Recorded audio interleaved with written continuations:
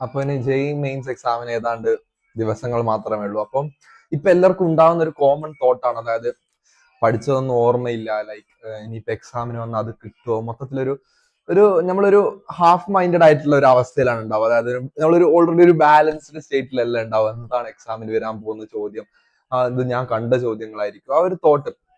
നിങ്ങൾ മനസ്സിലാക്കേണ്ട കാര്യം എന്ന് വെച്ചാൽ ഇതൊരു നോർമൽ ആയിട്ടുള്ള സാധനമാണ് കേട്ടോ. എല്ലാവർക്കും ഉണ്ടാവുന്ന ഒരു തോട്ടാണ്. അതായത് ഏതൊരു എക്സാം എഴുതുന്നത്, ഇത്രയും കോമ്പറ്റീഷൻ ഉള്ള ഏതാണ്ട് ഒരു 20 ലക്ഷത്തിനടുത്ത് കുട്ടികൾ എഴുതുന്ന ഒരു എക്സാമിനാണ് വേണ്ടിയിട്ടാണ് നിങ്ങൾ പ്രിപ്പയർ ചെയ്യുന്നത്. അപ്പം ഓൾറെഡി നമുക്ക് എന്തായാലും ആ ഒരു സാധനം ഉണ്ടാവും, ഇല്ലാതിരിക്കൂല.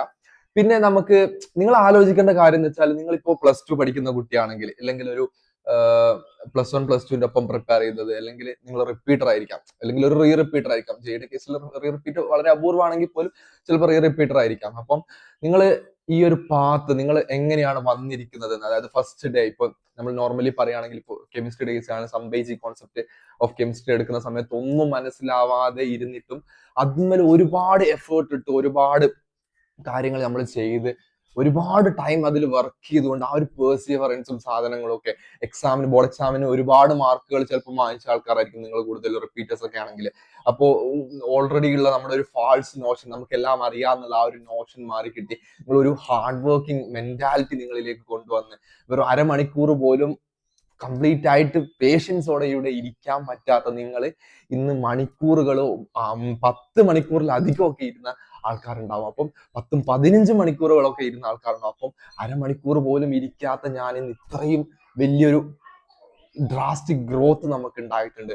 അതോടൊപ്പം തന്നെ ഒരുപാട് കാര്യങ്ങൾ നമ്മൾ ഈ ഒരു പാത്തിൽ നിന്ന്, അതായത് ഇപ്പോൾ റെസിഡൻഷ്യലി പഠിച്ച ആൾക്കാരാണെങ്കിൽ വീട്ടിൽ നിന്ന് മാറി നിന്നിട്ട് പഠിക്കുന്നതിന്റെ ഒരുപാട് ഫങ്ഷൻസ്, നമ്മുടെ കൂടെയുള്ളവരൊക്കെ ഒരുപാട് എൻജോയ്മെന്റുകളിൽ ഏർപ്പെടുമ്പോൾ അതിൽ നിന്നൊക്കെ മാറി നിന്നിട്ട് വേറെ തന്നെ നമ്മുടെ ഒരു ഡിറ്റർമിനേഷൻ, ഒരു അൾട്ടിമേറ്റ് എന്താണ് നമ്മുടെ ഒരു ലെവൽ സാധനം, ഒരു അൾട്ടിമേറ്റ് വേർഷൻ ആണ് നിങ്ങളുടെ ഇവിടെ പുറത്തായിട്ടുള്ളത്. അപ്പം അത്രയും പേഷ്യൻസോടുകൂടെ വർക്ക് ചെയ്യാനുള്ള മെന്റാലിറ്റി നിങ്ങളിൽ ക്രിയേറ്റ് ചെയ്യപ്പെട്ടിട്ടുണ്ട്.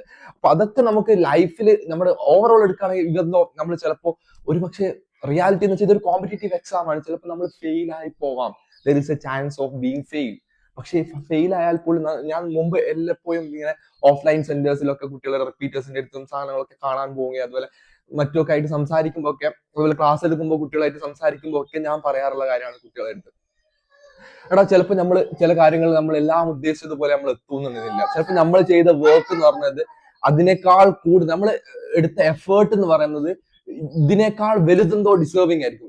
ഞാൻ ഇപ്പോഴും പറയാറുള്ളത് APJ അബ്ദുൽ കലാമിന്റെ ഒരു സാധനമാണ്. അതായത് APJ എന്ന് പറയുന്നത് ഒരു 10 പേരുടെ ഒരു ഷോർട്ട് ലിസ്റ്റ് ചെയ്യപ്പെട്ട, അതായത് പൈലറ്റ് ആവാൻ വേണ്ടി ഷോർട്ട് ലിസ്റ്റ് ചെയ്യപ്പെട്ട 10 പേരിൽ 10ാമത്തെ ആളായിരുന്നു APJ. ബാക്കിയുള്ള 9 പേരും പൈലറ്റ് ആയപ്പോ ആ ഒരു ആഗ്രഹം ഉണ്ടായിട്ടും അതിനുവേണ്ടി ഒരുപാട് വർക്ക് ചെയ്തിട്ടുണ്ടാവും. അപ്പൊ അങ്ങനെ വർക്ക് ചെയ്തിട്ട് പോലും ആ ഒരു ഏരിയയിൽ എത്തിപ്പെടാതെ പോയ ആളായിരുന്നു നമ്മുടെ APJ അബ്ദുൽ കലാം എന്ന് പറയുന്നത്. പക്ഷെ ഇന്ന് ആ 9 പേരെയും നമുക്ക് ആർക്കും അറിയില്ലെങ്കിൽ പോലും 10ാമത്തെ APJ അബ്ദുൽ കലാമിനെ നമുക്ക് എല്ലാവർക്കും അറിയാം.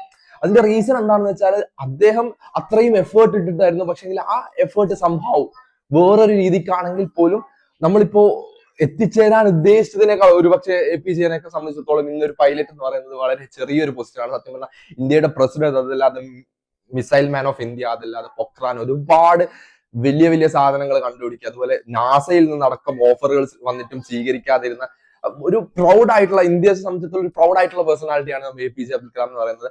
ആ ഒരു ലെവലിക്ക് ചിലപ്പോൾ നിങ്ങൾ ഇന്ന് ആലോചിച്ച, ചിലപ്പോൾ നിങ്ങൾ ഇന്ന് എഴുതിക്കൊണ്ടിരിക്കുന്ന എക്സാം ചിലപ്പോൾ അതിനേക്കാൾ നിങ്ങൾ ഇട്ട എഫേർട്ട് എന്ന് പറഞ്ഞാൽ ചിലപ്പോൾ ഒരു പക്ഷേ അതിനേക്കാൾ ഡിസേർവിംഗ് ആയിരിക്കും. അപ്പൊ നിങ്ങളുടെ ഏറ്റവും അൾട്ടിമേറ്റ്, നിങ്ങളുടെ ഏറ്റവും കൂടുതൽ പൊട്ടൻഷ്യൽ പുറത്തെടുക്കാൻ പറ്റുന്ന സാധനം എന്താണോ അത് നിങ്ങൾക്ക് ഉറപ്പായിട്ടും കിട്ടും. അപ്പൊ നിങ്ങൾ ഒരു കാരണവശാലും, ഇനിയിപ്പോൾ മെയിൻ പ്രശ്നം എന്ന് വെച്ചാൽ നിങ്ങളുടെ കമ്പാരിസൺ ആണ്. അതായത് നിങ്ങൾ മറ്റുള്ളവരുമായിട്ട് കമ്പയർ ചെയ്യാൻ ശ്രമിക്കും. അവൻ 16 മണിക്കൂർ പഠിക്കുന്നുണ്ട്, എനിക്ക് 16 പറ്റുന്നില്ല, അല്ലെങ്കിൽ അവന് ചെയ്യുന്ന അത്രത്തോളം മാർക്ക് എനിക്ക് സ്കോർ ചെയ്യാൻ പറ്റുന്നില്ല.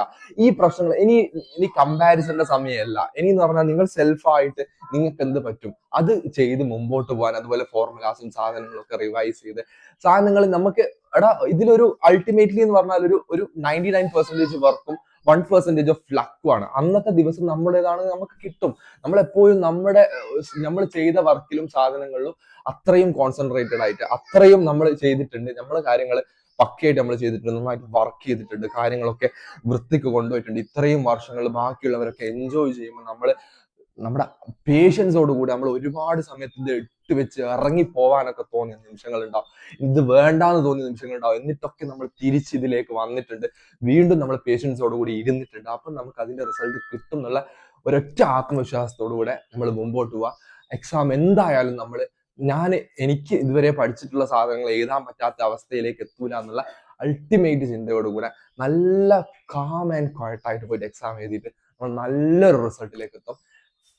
Bye bye.